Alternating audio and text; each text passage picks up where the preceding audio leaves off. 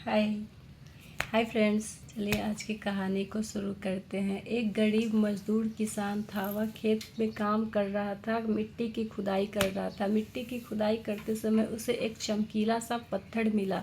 चमकीला पत्थर मिला जो बहुत चमक रहा था, तो वो उसको घर ले आया और उसने अपने गधे के गले में घंटी की तरह बांध दिया। एक दिन वो अपने गधे को लेकर उधर खेत की तरफ निकल रहा था, तभी एक सेठ की नज़र उस गधे के गले में जो पड़ा था पत्थर उस पर पड़ा, तो उसने उसे 100 रुपये में खरीद लिया। किसान, वो काम करने वाला मजदूर आदमी, उसने उसको दे दिया। बोला चलो 100 रुपये इसके मिल रहे हैं, उसको दे दिया।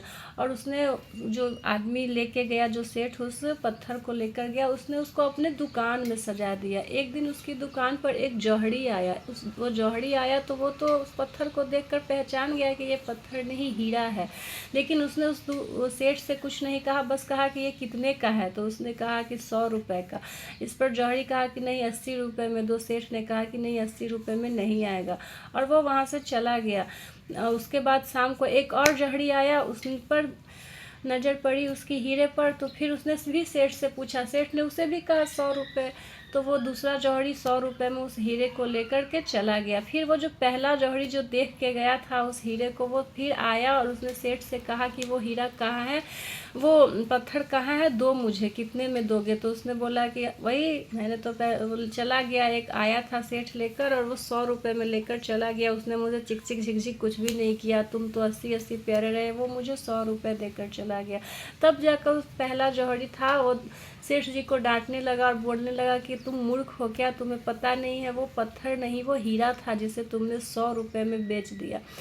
तब सेठ ने कहा कि अरे मैं तो मूर्ख हूँ, लेकिन मुझसे बड़े मूर्ख तो तुम हो। जब जब तुम्हें पता था कि ये हीरा है तो 20 रुपये के लिए तुम मुझसे चिक चिक झिक झिक करते रहे और छोड़ कर चले गए। तो ये कहानी हमें यही सिखाती है कि हमारी ज़िंदगी में भी अपॉर्चुनिटी इसी तरह से आती हैं, लेकिन हम उन्हें स्वीकार ही नहीं कर पाते। अलग अलग टेंशनों में, अलग अलग चीज़ों में लगे रह जाते हैं और तोड़ मरोड़ करने के चक्कर में उन चीज़ों को स्वीकार नहीं कर पाते। तो ये कहानी हमें बताती है कि अगर आपकी ज़िंदगी में अपॉर्चुनिटी आपको मिल रही है तो उसे खुले हाथों से स्वीकार करें। Thank you.